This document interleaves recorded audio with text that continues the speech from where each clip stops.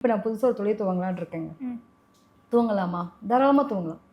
உங்களுக்கு இன்ன வரைக்கும் இருந்த தடைகளெல்லாம் மாற போகிறது. இப்போ என்ன பண்ணணும் அப்படின்னா, கொஞ்சம் எல்லாத்துலேயும் எடுத்தோடனே முதலீடுகள் பெருசாக போடாமல் ம். கொஞ்சம் கொஞ்சமாக உங்களுடைய முதலீடுகளை போட்டு, ஏன்னா கேது வந்து உங்களுக்கு முன்னாடி இருக்காரு இல்லையா? ஆமா. ஸோ அதனால கொஞ்சம் முதலீடுகள் அப்படிங்கிறத பார்த்து கவனமாக இருக்கணும். ம். யாரும் வந்துட்டு, ஏன்னா சுக்கிரன் இங்கே நீச்சமாகக்கூடிய இடம் புதன் ஆட்சி பெற்ற வீடு.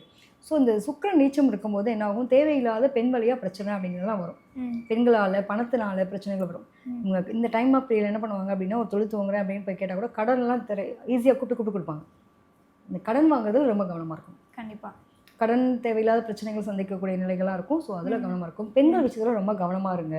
ம். நம்ம பாடு செவனேன்னு வீட்டுக்குள்ளே இருந்தால் கூட தேடி வருதுடான்னு சொல்லுவோம்ல, அந்த மாதிரி அனுபவிக்கக்கூடிய சூழ்நிலைகள் இந்த டைமில் வரும்.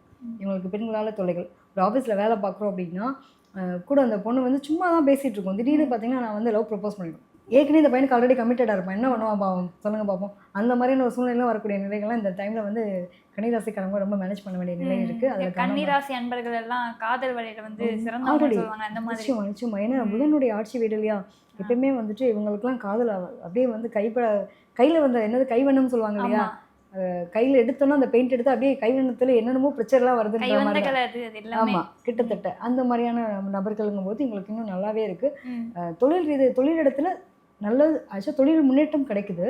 சேம் அதே இடத்துல வந்து தொழில் இடத்துல தான் இவங்களுக்கு அவப்பேரும் வர்றதுக்கு வாய்ப்பு இருக்குது. ஸோ அதில் கவனமாக இருக்கும்.